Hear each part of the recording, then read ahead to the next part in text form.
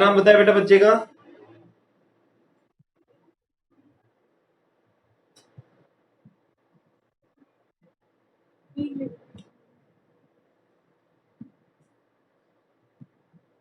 Okay, अभी तक है नहीं ऐसा कोई स्टूडेंट। अगर जैसे आएगा तो मेरे पास स्क्रीन पर आ जाएगा, मैं ज्वाइन कर दूंगा उसको। ठीक है। और बीच में जैसे 40 मिनट बाद में क्लास जो ऑफ हो जाती है उसमें वापस से रीज्वाइन कर लेना बेटा, इसी इसी आईडी पर। ठीक है ना? ओके, नितिन कुमार आ गया। ओके ठीक है, चलिए देखते हैं आगे। तो आज हम बात करेंगे इसके बाद नेक्स्ट, मोल फ्रैक्शन हो चुका है, अब पीपीएम के बारे में। Let's see ppm. Actually ppm जो है पार्ट्स पर मिलियन, इसको हम कहते हैं पार्ट्स पर मिलियन। पार्ट्स पर मिलियन। और पार्ट्स पर मिलियन क्या है, जैसा नाम से पता चल रहा है कि 1 मिलियन में कितने पार्ट होंगे। और 1 मिलियन क्या होता है? एक्चुअली 1 मिलियन जो होता है 10⁻⁶। इसको अपन 1 मिलियन कहते हैं, या 10 लाख भी कह सकते हैं। तो 10 लाख अगर अपने पास टोटल पार्ट है तो 10 लाख पार्ट में जितने पार्ट्स होंगे हमारे पास सॉल्यूट के, उसे आप 1 मिलियन कहते हैं। तो यहां पर आप ये कह सकते हैं कि number of parts of solute in gram present in 1 million या फिर 10⁻⁶ parts of solution is called ppm. इसे हम पीपीएम बोलेंगे। अब पीपीएम के लिए अगर मैं फार्मूला देखूं तो सिंपली ये फार्मूला हो जाएगा, PPM equals to W B upon W A plus B multiplied by 10⁻⁶। अब देखिए यहाँ डब्ल्यू ए और डब्ल्यू बी का मतलब भी समझ लेते हैं हम। डब्ल्यू बी जो है ये सॉल्यूट के लिए यूज में लिया है मैंने, सॉल्यूट का मास है। और डब्ल्यू ए प्लस बी आ गया तो हमारे पास टोटल आ गया सॉल्यूशन, तो ये सॉल्यूशन के लिए आ गया है। तो हमारे पास सॉल्यूट टोटल जो सॉल्यूट का मास है वो तो ऊपर और टोटल मास नीचे मल्टीप्लाइड बाय 10⁻⁶। उसके लिए हम ये फॉर्मूला यूज में लेंगे। अच्छा, एक और चीज ध्यान रखनी है कि पीपीएम का यूज कब करते हैं, इस यूनिट की जरूरत क्यों पड़ी है समझ लेना। कि एक्चुअली जब कंसंट्रेशन बहुत कम होती है, जैसे मान लीजिए एयर में क्लोरोफॉर्म की कंसंट्रेशन, वाटर में फ्लोराइड की कंसंट्रेशन जो है बहुत कम है, तो हम लोग उसको क्या करते हैं कि 10⁻⁶ के कंपैरिजन में लेते हैं।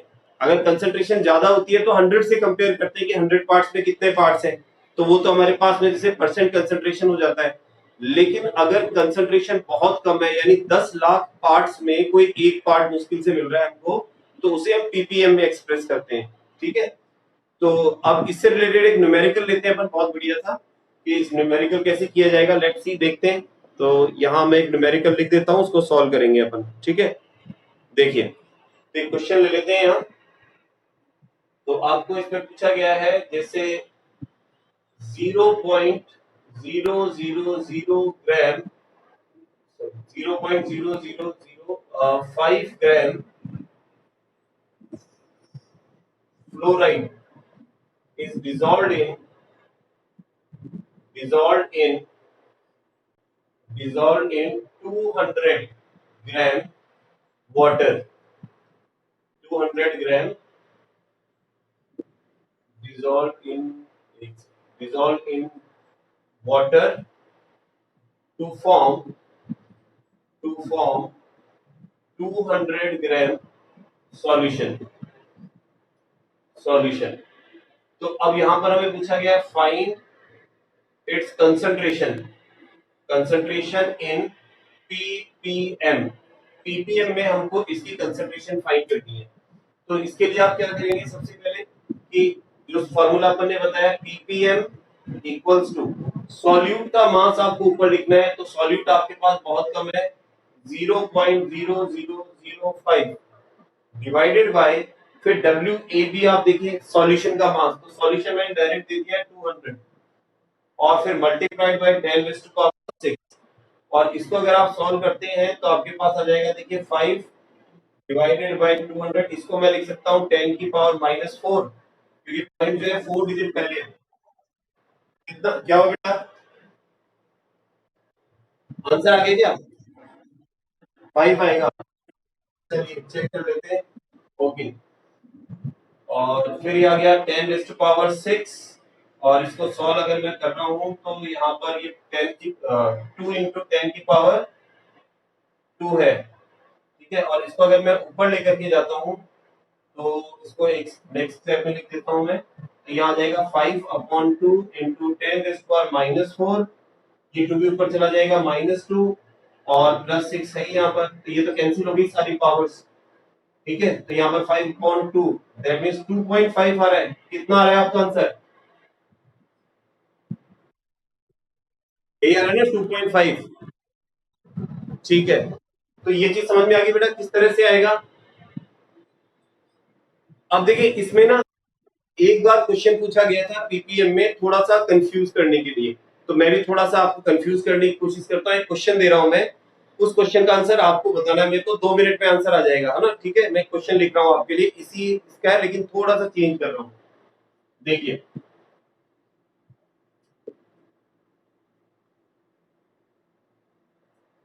और ये क्वेश्चन है आपके पास, और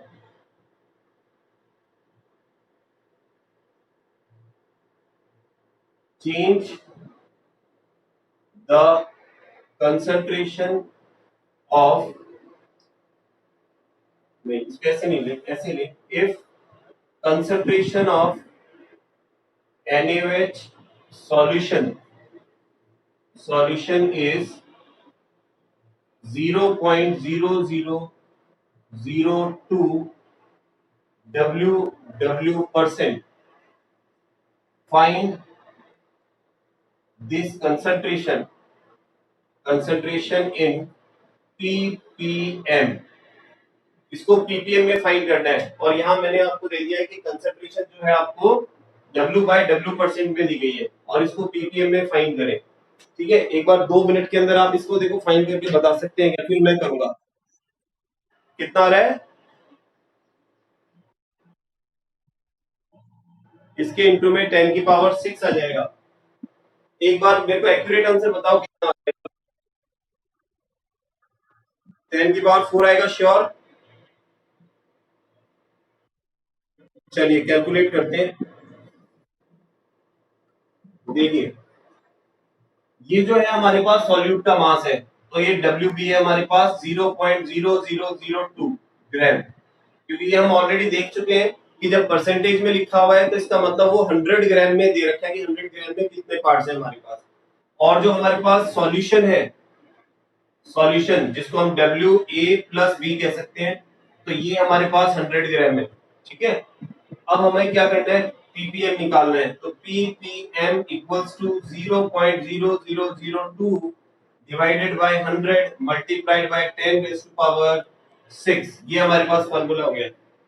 और इसको कैलकुलेट करेंगे तो ये आ जाएगा 2 into 10 raise to power -4 into 10 raise to power 6, और 100 को भी ऊपर ले जाओ 10 रेज़ टू पावर -2, ठीक है। तो ये आ जाएगा 2 इंटू 10 रेज़ टू पावर कुछ भी नहीं 0, यानी 2 ही आ गया, 2 ppm। क्या आ रहा था? यही आ रहा था बेटा आपका आंसर, ठीक है, ठीक है ना। तो इस तरह से पूछ सकते हैं। अब क्या क्वेश्चन तो बहुत सिंपल है, लेकिन थोड़ा सा क्या है, यहाँ बच्चे यहाँ कंफ्यूज हो जाते हैं जब उसको परसेंटेज में दे देते हैं। तो हमें ये पता है कि परसेंटेज से पीएम में कैसे कन्वर्ट करें, तो हम इजिली कर सकते हैं, ठीक है। तो ये पीपीएम हुआ। इसके बाद एक आता है पीपीबी। चलिए पीपीबी और देखते हैं। पीपीबी में ज्यादा डिफरेंस नहीं है, मैं वैसे यहाँ बता देता हूँ कि अगर हम पीपीबी की बात करते हैं, पार्ट्स पर बिलियन की बात करते हैं, ठीक है, जैसे पीपीबी, इसको हम कहते हैं पार्ट्स पर बिलियन, पार्ट्स पर बिलियन। तो ये होता है WB multiplied by divided by WA+B into 10 raise to power, और यहाँ लिखेंगे 9।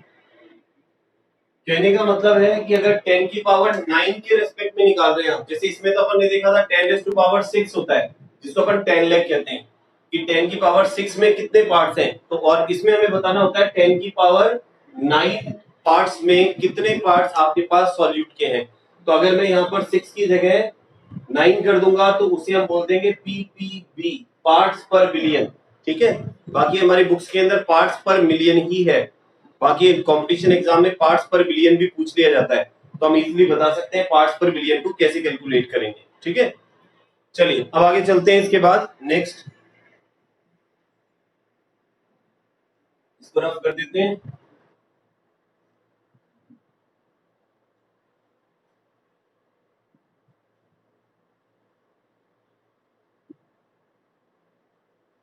पार्ट्स पर बिलियन के बाद हमारे पास जो नेक्स्ट आता है दैट इज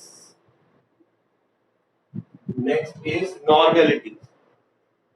अब हम बात करेंगे नॉर्मेलिटी। नॉर्मेलिटी क्या चीज है? ठीक है, देखिए नॉर्मेलिटी जो होती है ये इक्विवेलेंट मास के लिए कैलकुलेट की जाती है।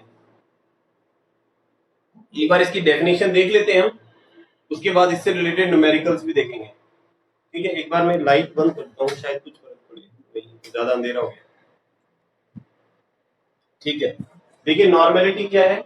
नॉर्मेलिटी है number of gram equivalent of solute present in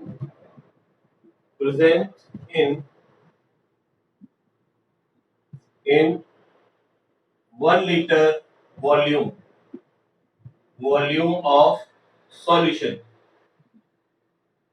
किसी भी सॉल्यूशन के 1 लीटर में आपके पास सॉल्यूट के जितने ग्राम इक्विवेलेंट प्रेजेंट होते हैं उसे उसकी हम नॉर्मेलिटी कहते हैं।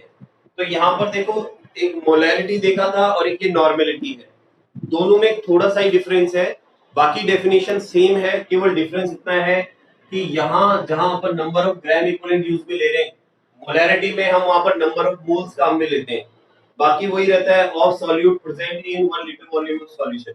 तो अगर मैं इसका फॉर्मूला लिखता हूं तो ये फॉर्मूला कुछ इस तरह से होगा। नॉर्मेलिटी को हम एन से डिनोट करते हैं, नॉर्मेलिटी इसको कैपिटल एन से डिनोट करते हैं, और ये इक्वल्स टू हो जाएगा number of gram equivalent equivalent divided by volume of solution, और वो भी लीटर में। अब क्वेश्चन ये आता है कि हम कर तो सकते हैं, लेकिन अब ये ग्राम इक्विवेलेंट क्या होता है? नंबर ऑफ मोल्स तो हमने सुना है, ठीक है, नंबर ऑफ मोल्स तुम्हें पता है कि भाई 6.022 into 10⁻23 पार्टिकल है, तो उसे हम लोग 1 मोल कह देते हैं। लेकिन ग्राम इक्विवेलेंट क्या होता है? तो ग्राम इक्विवेलेंट को एक बार मैं यहाँ लिख रहा हूँ। एक्चुअली ग्राम इक्विवेलेंट क्या है? ग्राम इक्विवेलेंट इक्वल्स टू होता है given mass divided by equivalent मास। अच्छा इधर नहीं दिख रहा है, ओके इधर कर देते हैं, कोई नहीं। इक्विवेलेंट मास, ठीक है। तो एक बार इसको पहले ग्राम इक्विवेलेंट की वैल्यू में पुट कर रहा हूँ, फिर इसको आगे समझाता चलूंगा मैं कैसे आ रहा है। तो यहाँ मैं ग्राम इक्विवेलेंट की जगह लिख रहा हूँ given mass divided by equivalent mass multiplied by volume litre में। ठीक है, तो अब हमें देखो गिवन मास हम रख सकते हैं, हमें पता है गिवन मास दे रखा होगा क्वेश्चन में, वॉल्यूम दे रखा होगा। अब ये इक्विवेलेंट मास फाइंड करना हमें आना चाहिए। अब ये इक्विवेलेंट मास क्या है, इसे मैं यहाँ लिख रहा हूँ इक्विवेलेंट मास। अब ये जो इक्विवेलेंट मास फाइंड करते हैं ना, ध्यान रखना बेटा, एसिड के लिए अलग तरह से और बेस के लिए अलग तरह से फाइंड किया जाता है। अगर मैं एसिड की बात कर रहा हूँ, ठीक है, फॉर एसिड, तो एसिड के लिए इक्विवेलेंट मास ऐसे फाइंड किया जाता है कि उस एसिड का मोलर मास डिवाइडेड बाय उसकी बेसिसिटी। अब ये मोलर मास तो पता है हमें, जैसे H2SO4 का मोलर मास 98 होता है, HCl का 36.5 होता है, लेकिन ये बेसिसिटी क्या होती है?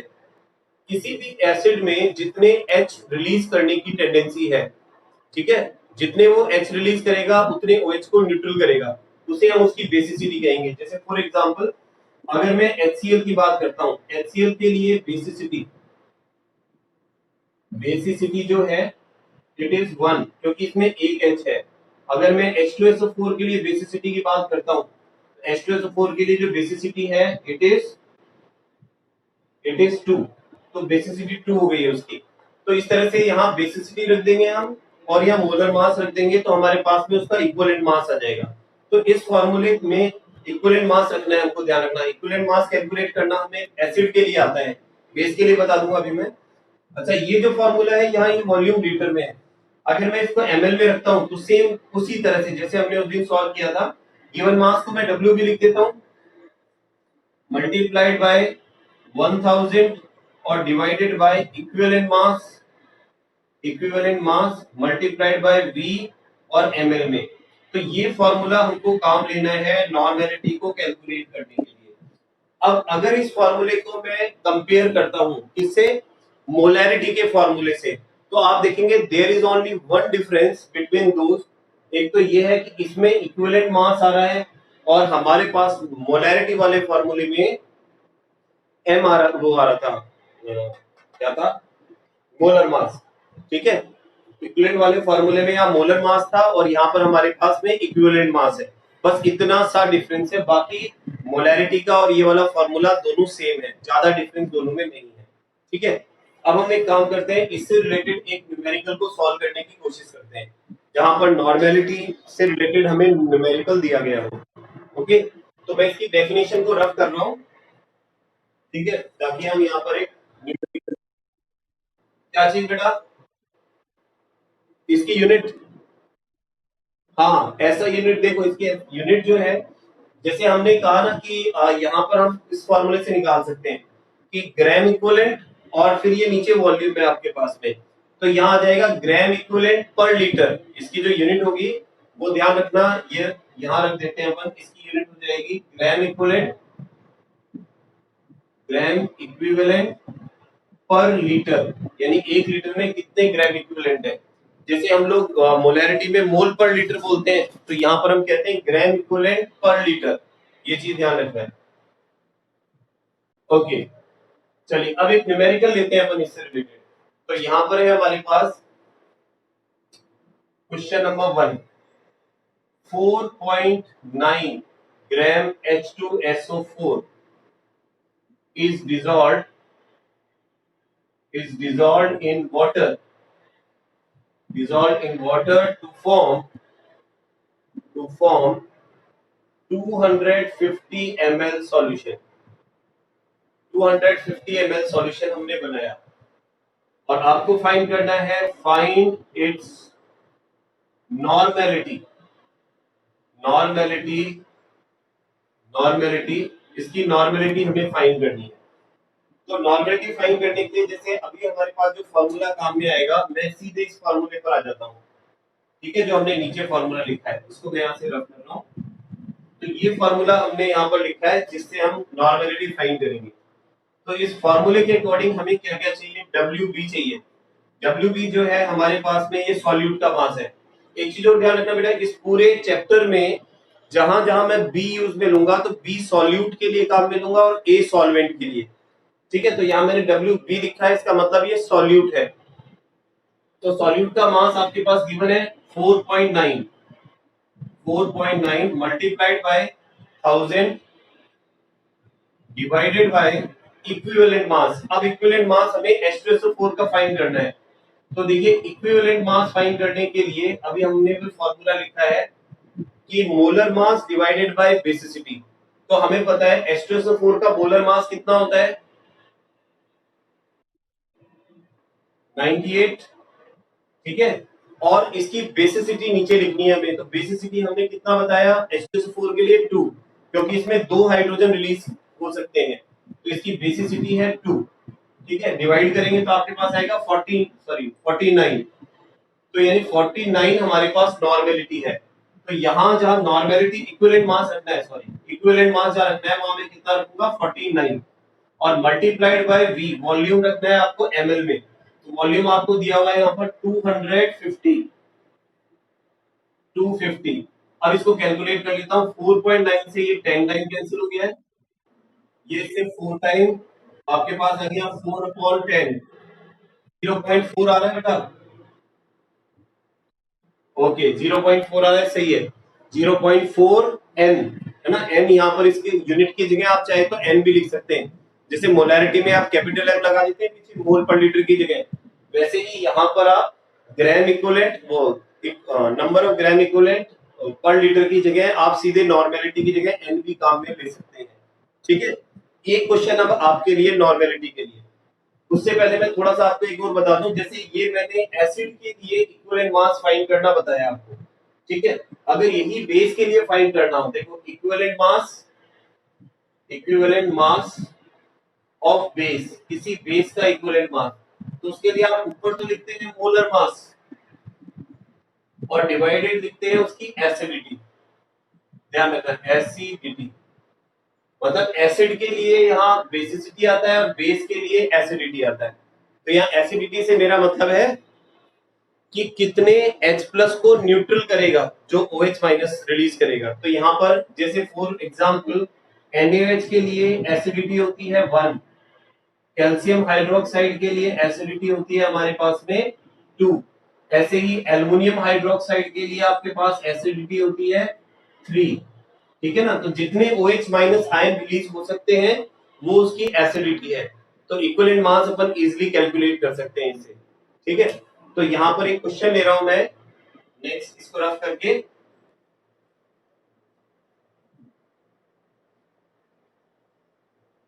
चलिए यहां लिख देता हूं एक क्वेश्चन, और क्वेश्चन है हमारे पास क्वेश्चन नंबर 2, नॉर्मेलिटी से रिलेटेड है। That is 2 gram NaOH is dissolved in water to form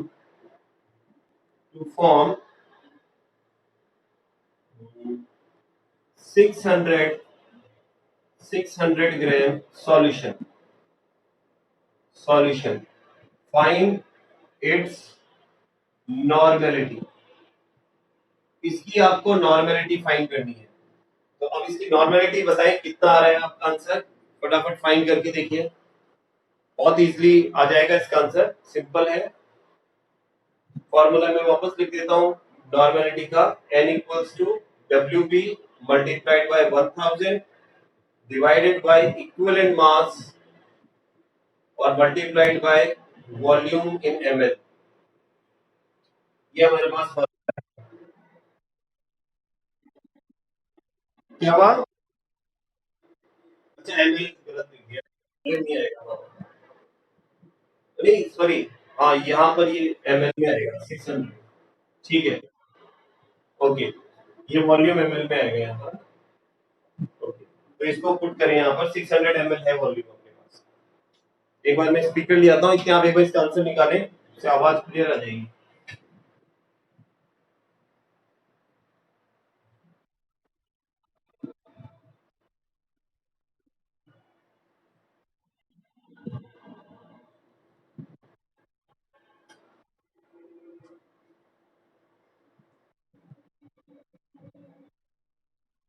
कितना है बेटा?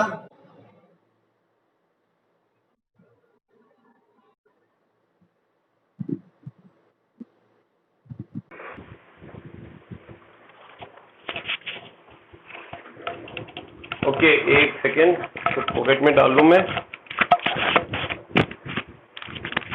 तो सही कर लेते हैं।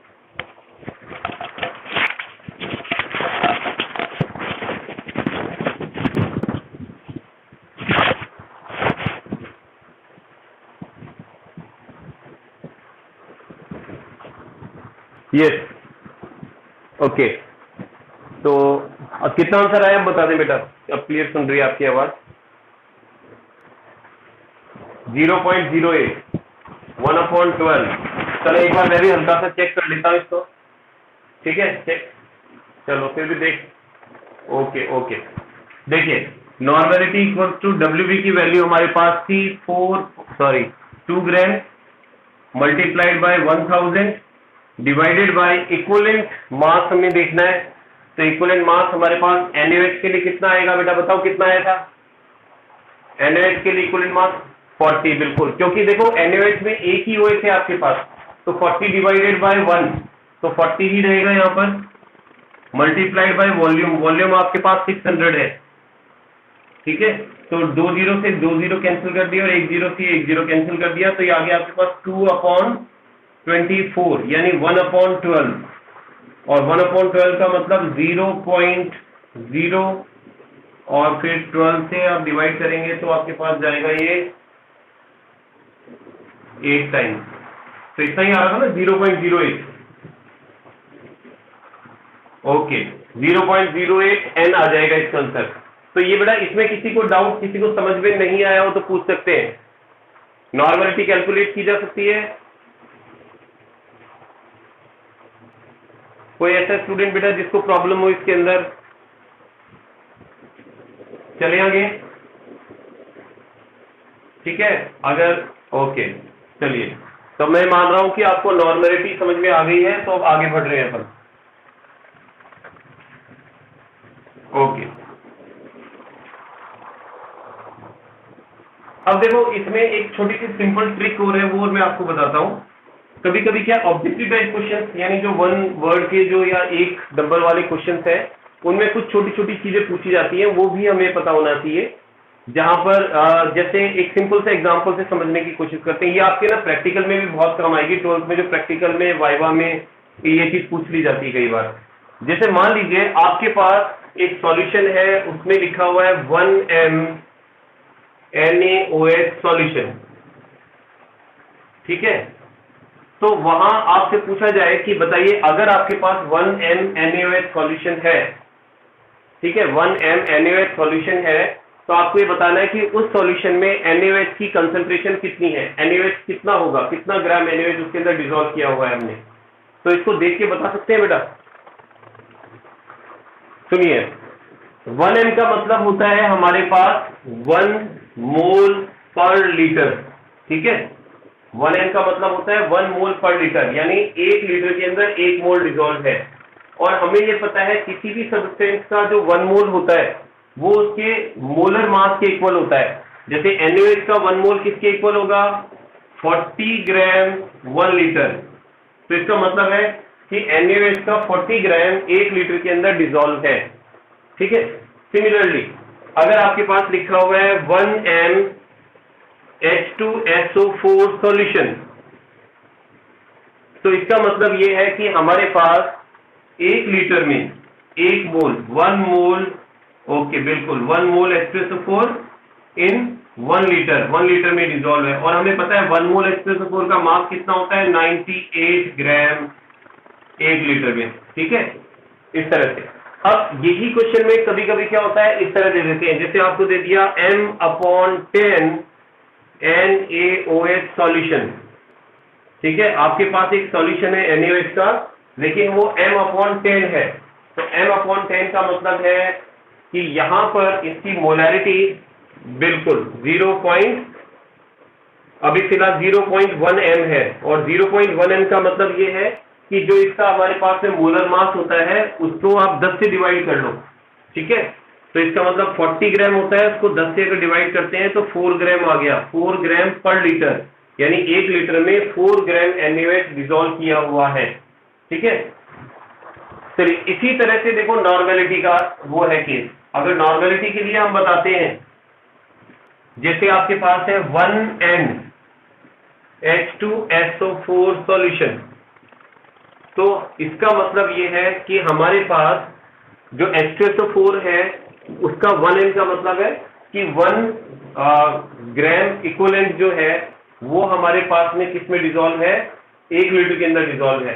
तो यहाँ पर नॉर्मेलिटी में हमें पता है कि इसका जो ग्राम इक्विवेलेंट होता है वो कितना होता है, 49 होता है। अभी हमने फाइंड किया था इक्विवेलेंट मास, ठीक है ना, इक्विवेलेंट मास हमने अभी फाइंड किया था H2SO4 के लिए 98/2, और इसकी वैल्यू कितनी आती है 49।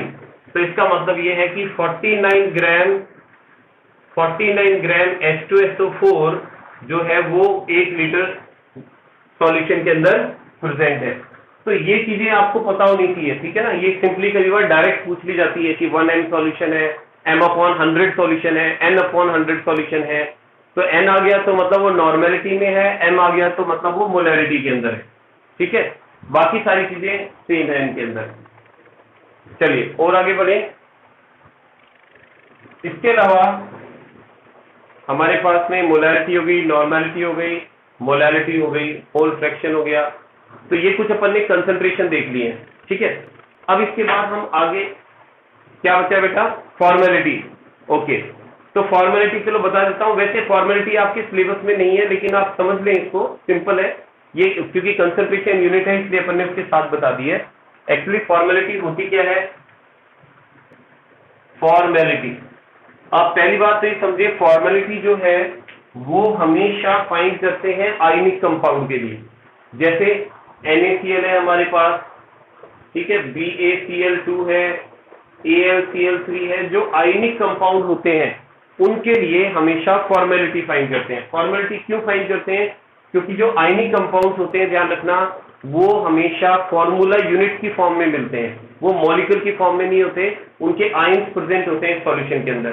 तो बस फर्क इतना है कि जहां हम इक्विवेलेंट मास काम में लेते हैं फॉर्मेलिटी में, उस इक्विवेलेंट मास की जगह फॉर्मूला मास यूज में आता है। जैसे हमने अभी एक नॉर्मेलिटी का फॉर्मूला देखा था, एक बार मैं दोबारा लिख रहा हूं नॉर्मेलिटी का फॉर्मूला। तो उसमें हमने कहा था कि हमारे पास इसमें आता है WB यानी सॉल्यूट का मास multiplied by 1000 divided by equivalent mass और मल्टीप्लाइड बाय वॉल्यूम लीटर में। ये हमने नॉर्मेलिटी के लिए फॉर्मूला कहा था। अगर मैं इस इक्विवेलेंट मास को हटा दूं, हाँ इसको हटा दूं, ठीक है, या लीटर ml में, अगर मैं इसको हटा दूं तो यहां पर मैं अगर लिख देता हूं फॉर्मूला मास, ठीक है, तो ये हमारे पास नॉर्मेलिटी नहीं रहेगी, ये क्या हो जाएगा, फॉर्मेलिटी आ जाएगी। अब इसको फाइंड कैसे करें फॉर्मूला मास को, तो ध्यान रखना बेटा, जो फॉर्मूला मास होता है वो मॉलिक्यूलर मास के ही बराबर होता है। मॉलिक्यूलर मास और फॉर्मूला मास सेम होता है, बस फर्क इतना है कि आप आयनिक कंपाउंड के लिए उसको फॉर्मूला मास कह देते हैं। जैसे NaCl है, NaCl एक आयनिक कंपाउंड है और इसका फॉर्मूला मास होता है 23 प्लस 35.5। ठीक है, ये Na का हो गया, ये Cl का हो गया, टोटल आ गया 58.5। तो कोई फर्क नहीं है, जैसे हम मॉलिक्यूलर मास फाइंड करते हैं वैसे ही इन दोनों को जोड़ करके मैंने इसका फॉर्मूला मास फाइंड कर लिया। बस फर्क इतना है कि क्योंकि ये आयनिक कंपाउंड था इसलिए मैं इसके मॉलिक्यूलर मास को मॉलिक्यूलर मास नहीं कह करके फॉर्मूला मास कह रहा हूं, और इसकी जब अपन वो कंसंट्रेशन फाइंड कर रहे हैं तो उसमें अपन मोलैरिटी की जगह यहाँ पर फॉर्मेलिटी वर्ड यूज में ले लेंगे। तो अगर मैं इन तीनों को कंपेयर करता हूँ, एक सेकंड ना, फिर इससे आपको बहुत इजी रहेगा। अच्छा, थोड़ी देर में जैसे ये साइड स्विच ऑफ ये होने वाला है तो उसके बाद आप वापस रीज्वाइन कर लेना। जैसे ही स्विच ऑफ होता है तो वापस उसी लिंक से वापस ज्वाइन कर लेना, वापस मीटिंग स्टार्ट हो जाएगी। ठीक है, और इस बार मैंने वो जो इसका पासवर्ड आईडी है वो वही रख दिया है, तो बार बार मेरे को फिर वो सेंड करने की जरूरत नहीं है। इसी पासवर्ड आईडी से जो मैसेज आपको सेंड किया था इसी से मतलब कल भी आप मीटिंग को ज्वाइन कर सकते हैं। ठीक है, तो एक बार मैं यहाँ पर तीनों को कंपेयर करके लिखवा देता हूँ, देखो आपको समझ में आ जाएगा। देखिए, जो ये हमारे पास में मास वॉल्यूम यूनिट है, मास वॉल्यूम कंसंट्रेशन यूनिट है, इसको मैं 3 पार्ट में डिवाइड कर रहा हूँ। हमने 3 फॉर्मूले देखे हैं। एक तो मैंने कहा है मोलैरिटी, मोलैरिटी होता है WB into 1000 divided bye MB multiplied by V litre में। दूसरा हमने देखा नॉर्मेलिटी, WB इंटू 1000 हाँ ml में आएगा, ओके, और यहाँ आ जाएगा आपके पास equivalent mass multiplied by V ml में। ठीक है, और तीसरा हमने देखा है फॉर्मेलिटी, तो ये F से डिनोट करते हैं इसको, WB into 1000 divided by equivalent वो फॉर्मूला मास FM लिख रहा हूं मैं इंटू ml में वॉल्यूम। ठीक है, तो अब आप देखो तीनों को अगर अलग से याद करने की जरूरत ही नहीं है, हमें तो बस ये देखना है कि यहाँ मॉलिक्यूलर मास आ रहा है, यहाँ इक्विवेलेंट मास आ रहा है और यहाँ फॉर्मूला मास आ रहा है। बाकी चीज हमारे पास बिल्कुल सेम है। ठीक है, बाकी बिल्कुल सेम है, केवल ये डिफरेंस है। अगर आपको ये एक याद हो जाएगा तो दूसरा अपने आप याद हो जाएगा। फॉर्मुलेटी में फॉर्मूला मास, नॉर्मेलिटी में इक्विवेलेंट मास और मोलरिटी के अंदर मोलर मास, और तीनों ही वॉल्यूम वाली यूनिट्स है, और तीनों पर ही ध्यान रखना टेम्परेचर का इफेक्ट पड़ता है। अगर टेम्परेचर को बढ़ाते हैं तो तीनों यूनिट इफेक्ट होती है, तीनों ही यूनिट जो है वो डिक्रीज हो जाती हैं टेम्परेचर को इंक्रीज करने पर। ठीक है, ये चीज समझ में आ गई बेटा आपको? ठीक है, ओके, आगे चलें। हाँ, कुछ पूछते हैं? हाँ बोलिए। फॉर्मेलिटी में क्या कह रहे हो आप? इसकी यूनिट कैसे लिखेंगे? हाँ, तो फॉर्मेलिटी के अंदर बेटा यहां आ जाएगा formula mass, number of gram formula mass पर लीटर, ठीक है ना? मैं यहां लिख ही देता हूं ना सबकी, देखो एक सेकेंड यहां लिख देता हूं। जैसे इसकी अगर हम यूनिट की बात करते हैं तो इसकी क्या थी? मोल पर लीटर। ठीक है, इसकी यूनिट है मोल पर लीटर। इसकी यूनिट की अगर हम बात कर रहे हैं तो हम बोलते हैं ग्राम इक्विवेलेंट मास पर लीटर, और इसके लिए हम बोलते हैं ग्राम फॉर्मूला मास पर लीटर। ठीक है, ग्राम फॉर्मूला मास पर लीटर, ग्राम इक्विवेलेंट मास पर लीटर, और ये मोल पर लीटर। ठीक है, तीनों की यूनिट डिफरेंट है, बाकी फॉर्मूले में बस केवल इन्हीं का ही अंतर है, बाकी सब सेम है इसमें।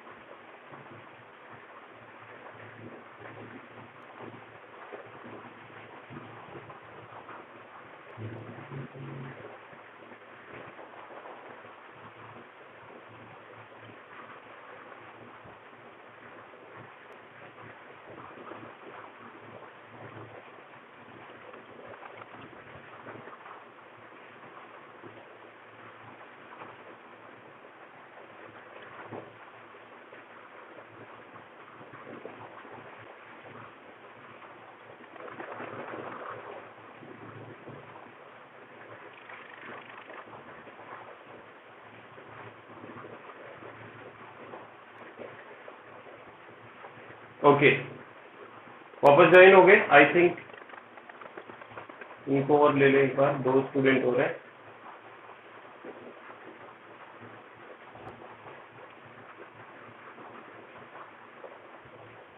एक पार्टिसिपेंट।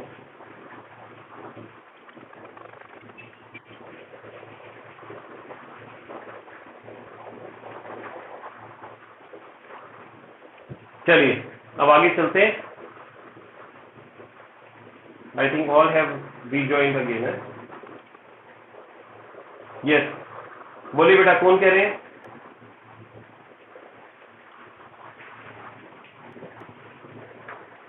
यस, चले आगे। इसको रब कर रहा हूं मैं आगे।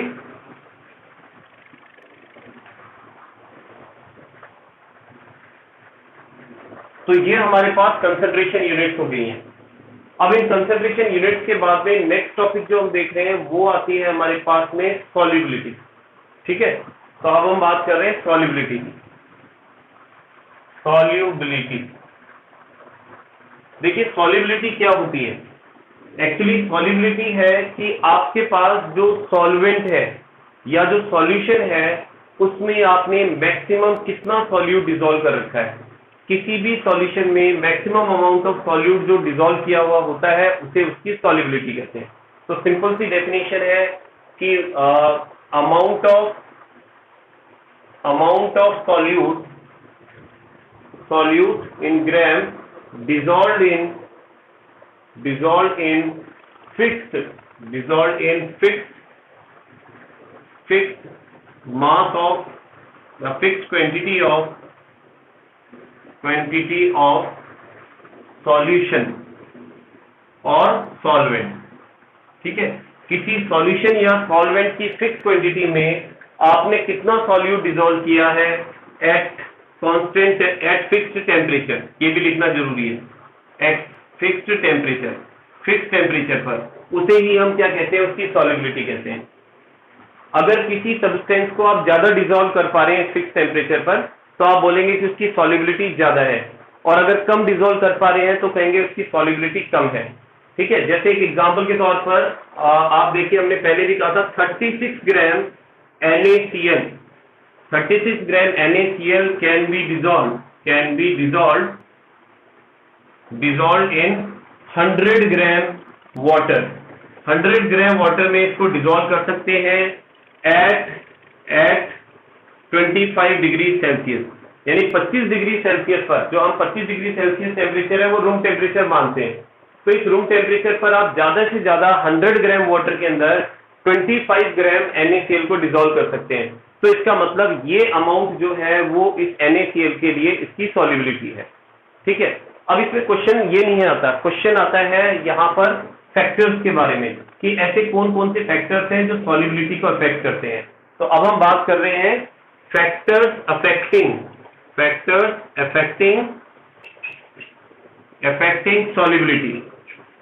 सॉल्युबिलिटी को अफेक्ट करने वाले फैक्टर। और इसमें सबसे पहला और इंटरेस्टिंग फैक्टर जो है वो हम देखते हैं, ऐसा कौन सा फैक्टर है जो इसको अफेक्ट करता है, तो वो है यहाँ पर टेम्परेचर। देखिए, टेम्परेचर के बेस पर आप रिएक्शन को, यानी जब किसी भी सॉल्यूट को आप डिसॉल्व करते हैं, इसके बेस पर आप उसको दो पार्ट्स में डिवाइड करते हैं। डिसॉल्व करने पर हो सकता है कि जो प्रोसेस है वो एक्सोथर्मिक हो सकता है कि एंडोथर्मिक हो। जैसे एक एग्जांपल ले रहा हूं मैं कि हमने सॉल्यूट को सॉल्वेंट में डिसॉल्व किया, और सॉल्वेंट में डिसॉल्व करने पर हमारे पास में सॉल्यूशन बना, और ये जो सॉल्यूशन बना इसके साथ में हीट भी इवॉल्व हो रही है। तो इसका मतलब ये वाला जो प्रोसेस है, सॉल्यूट के सॉल्वेंट में डिसॉल्व होने पर जो हीट इवॉल्व हो रही है, ये जो प्रोसेस है ये प्रोसेस है एक्सोथर्मिक, क्योंकि इसमें हीट इवॉल्व हो रही है। तो एक चीज ध्यान रखें, अगर कोई भी एक्सोथर्मिक प्रोसेस है जिसमें हीट इवॉल्व हो रही है, उसे हीट नहीं चाहिए। अगर अपन उस प्रोसेस के अंदर ली-कैक्लियर प्रिंसिपल पढ़ा था आपने 11th क्लास में, कि ली-कैक्लियर प्रिंसिपल ये कहता है कि अगर हमारे पास प्रोडक्ट साइड में कोई भी चीज है और हम उसकी कंसंट्रेशन को बढ़ाते हैं, तो वो उस प्रोसेस को रिएक्टेंट साइड में यानी बैकवर्ड डायरेक्शन में लेकर के आएगी। तो अगर एक्सोथर्मिक प्रोसेस के लिए, जैसे मैंने कहा ये एक्सोथर्मिक प्रोसेस है, this is exothermic process. Exothermic process के लिए अगर मैं टेम्परेचर को इंक्रीज करता हूं, मैं टेम्परेचर को बढ़ा देता हूं, तो टेम्परेचर को बढ़ाने पर समझ लेना कि यहां पर जो सॉल्युबिलिटी है, सॉल्युबिलिटी वो क्या हो जाएगी, डिक्रीज हो जाएगी। वो चीज सॉल्युबिलिटी एक्सोथर्मिक है ना, हीट इवॉल्व हो रही है, तो अगर टेम्परेचर को इंक्रीज करेंगे तो सॉल्युबिलिटी डिक्रीज हो जाएगी। तो इसे एक एग्जांपल आप देख सकते हैं, जैसे फॉर एग्जांपल कैल्शियम कार्बोनेट, पर स्पेस पर लिख देता हूं मैं, हाँ नीचे लिख जाएगा, calcium carbonate, calcium oxide. Calcium oxide क्या होता है बेटा, चूना जो होता है ना उसको कैल्शियम ऑक्साइड बोलते हैं। ठीक है, चूना। तो आप देखो इस कैल्शियम ऑक्साइड के अंदर अगर हम वाटर को ऐड करते हैं H2O, तो ये क्या बनाता है, कैल्शियम कार्बोनेट बनाता है, और प्लस साथ में हीट इवॉल्व करता है। तो ये प्रोसेस कभी करके देखना आप, जो चूना होता है, ठीक है, लाइमस्टोन जो होता है, नहीं CO2 ऐड नहीं करेंगे बेटा आप, क्या, अच्छा एक सेकंड सॉरी मिस्टेक कर दी, अरे एक सेकंड, थोड़ी सी कैल्शियम हाइड्रोक्साइड बनता है, ठीक है, ये मेरे वो मिस्टेक हो गया। देखिए, तो यहाँ ऐसे था कि कैल्शियम ऑक्साइड जो होता है ना, इसको अपन बोलते हैं यहाँ पर slack line, sorry quick line. तो ये जो क्विक लाइन है यहाँ पर, ठीक है, जो क्विक लाइन है इसे हम क्विक लाइन कह रहे हैं। क्विक लाइन में जैसे ही आप वाटर को ऐड करेंगे, तो वाटर को ऐड करने पर आपके पास में यहाँ ध्यान रखना स्लैक लाइन बनता है, स्लैक लाइन बनता है जो चूने का पानी बन जाता है। तो ये कैल्शियम हाइड्रोक्साइड बन गया और साथ में वाटर इवॉल्व होता है, तो सॉरी हीट इवॉल्व होती है। तो ये जो प्रोसेस है ये एक्सोथर्मिक है। अगर इस प्रोसेस के अंदर आप हीट देंगे ना, तो चूना जो है वो घुलना बंद हो जाएगा, वो डिसॉल्व नहीं होगा, क्योंकि ये प्रोसेस एक्सोथर्मिक है। तो कोई भी एक्सोथर्मिक प्रोसेस अगर किसी भी सॉल्यूट को डिसॉल्व करने पर हो रहा है, तो उसमें हमेशा ध्यान रखना उसको ठंडा ही रखते हैं, उसको गर्म नहीं करते हैं। ठीक है, इसका अपोजिट एक प्रोसेस और देख सकते हैं आप,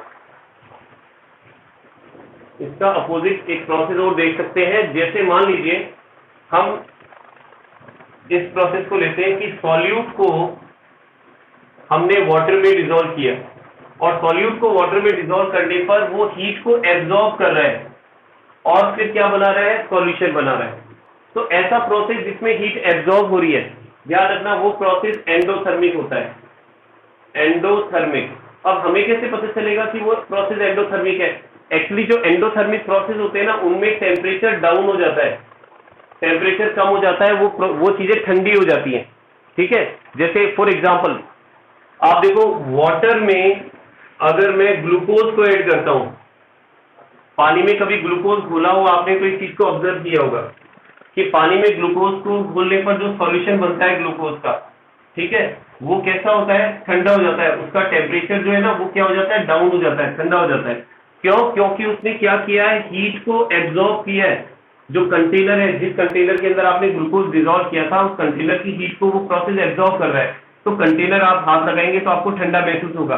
तो ऐसे प्रोसेस के अंदर क्या होगा, अगर मैं टेम्परेचर को बढ़ाता हूं, ऐसे प्रोसेस में अगर मैं टेम्परेचर को बढ़ाता हूं, तो नेचुरल है कि मैं जो रिएक्टेंट साइड है, हीट रिएक्टेंट साइड है, तो इसका मतलब मैं रिएक्टेंट साइड में किसी चीज को बढ़ा रहा हूं, तो वो प्रोसेस को फॉरवर्ड डायरेक्शन में लेकर के जाएगा। तो सॉल्युबिलिटी जो है, ध्यान रखना, सॉल्युबिलिटी जो है वो इंक्रीज हो जाएगी। तो मोटे तौर पर हम इसको दो पार्ट में बांट रहे हैं। इस पार्ट को जो मैंने बात बताई है आपको, इसमें दो चीजें ध्यान रखनी है, यानी वो सारे प्रोसेस, ठीक है, जो एक्सोथर्मिक होते हैं, जिनमें सॉल्यूट को डिसॉल्व करने पर टेम्परेचर बढ़ रहा हो, पहले से ही गर्म हो रहा हो बहुत ज्यादा, तो उसमें अगर मैं टेम्परेचर बढ़ाऊंगा और ज्यादा उसको हीट दूंगा तो सॉल्युबिलिटी कम हो जाएगी।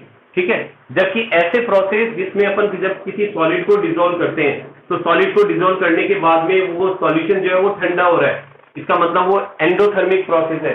तो एंडोथर्मिक प्रोसेस में अगर आप टेम्परेचर बढ़ाते हैं तो सॉल्युबिलिटी इंक्रीज हो जाएगी। ठीक है, एंडोथर्मिक प्रोसेस को हीट चाहिए, तो उसको अगर टेम्परेचर बढ़ाएंगे तो उसकी सॉल्युबिलिटी बढ़ेगी। और एक्सोथर्मिक प्रोसेस जो है, ध्यान रखना, एक्सोथर्मिक प्रोसेस जो है उसके अंदर हीट देंगे तो उसकी सॉल्युबिलिटी डिक्रीज हो जाएगी। ठीक है, तो एक सेकेंड, ओके, तो ये यहां तक हो गया बेटा। ठीक है, तो कल अपन इस सॉल्युबिलिटी के बारे में और बात करेंगे। ठीक, क्योंकि आगे मेरी एक्चुअली क्या है कि 6 o'clock क्लास रहती है। ठीक है, तो अभी अपन यहीं ले लेते हैं, यहीं तक ही, बाकी फिर कल अपन देखते हैं इसके बारे में आगे। तो कल सॉल्युबिलिटी को यहां तक थोड़ा पढ़ करके आना आप लोग। ठीक है, गॉट इट? ठीक है बेटा, तो कल इसमें ना अपन कुछ इस तरह के क्वेश्चन भी देखेंगे जो बोर्ड के अंदर सॉल्युबिलिटी से रिलेटेड पूछे गए हैं, है ना। अपने आरबीएससी के अंदर जो क्वेश्चन पूछे जाते हैं सॉल्युबिलिटी से रिलेटेड, उनके बारे में भी अपन जिक्र करेंगे। लेकिन यहां तक आप पढ़ें। और थोड़ा मैं क्या आज और कल 1-2 दिन थोड़ा बिजी था, इस वजह से वो नहीं कर पाया। मैं आपके नोट्स भी मुझे देने, ठीक है, वो नोट्स भी मैं आपको सेंड कर दूंगा पीडीएफ की फॉर्म में। थोड़ा सा फ्री हो जाऊं मैं आजकल में। ठीक है, okay okay okay, bye, see you tomorrow.